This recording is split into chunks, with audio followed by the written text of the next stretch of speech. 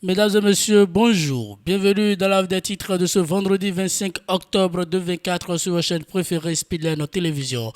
Démarrons par le quotidien Le Potentiel pour lire à la une. Ouverture de la deuxième session ordinaire de l'Assemblée nationale du Bénin, Vlavonou, ambassadeur de la paix et de l'amour auprès de ses collègues.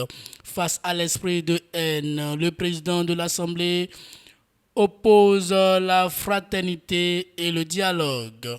Le budget 2025 au cœur de cette nouvelle session, une réponse aux demandes sociales des populations.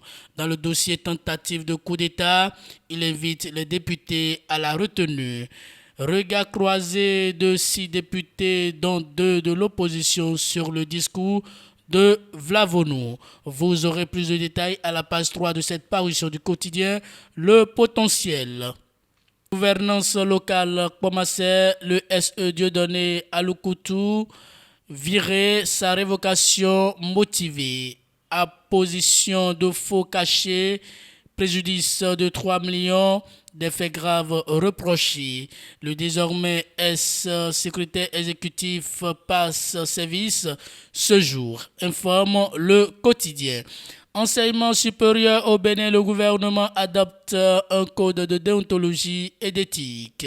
Mettre fin aux faits récurrents qui jettent du discrédit sur ce sous-secteur de l'éducation. Manque criant de table banc de classe au CG à Tchakamen de Pomassé, les autorités conviées à une intervention rapide.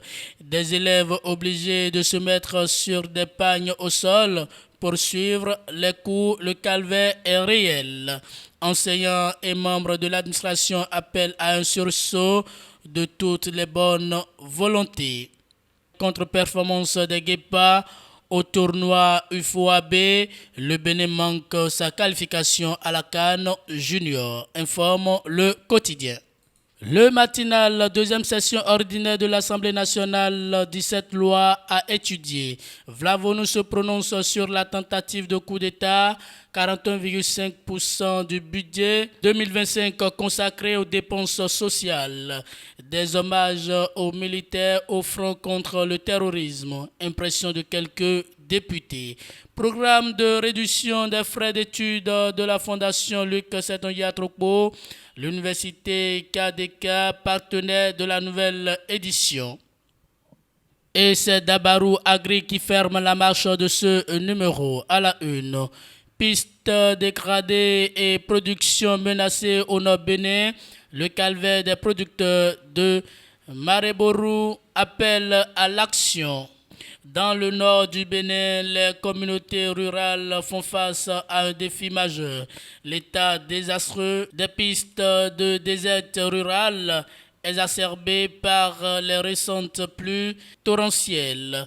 Le village de Marebourou, dans la commune de Ndali, illustre parfaitement ce problème avec des conséquences graves pour les producteurs agricoles.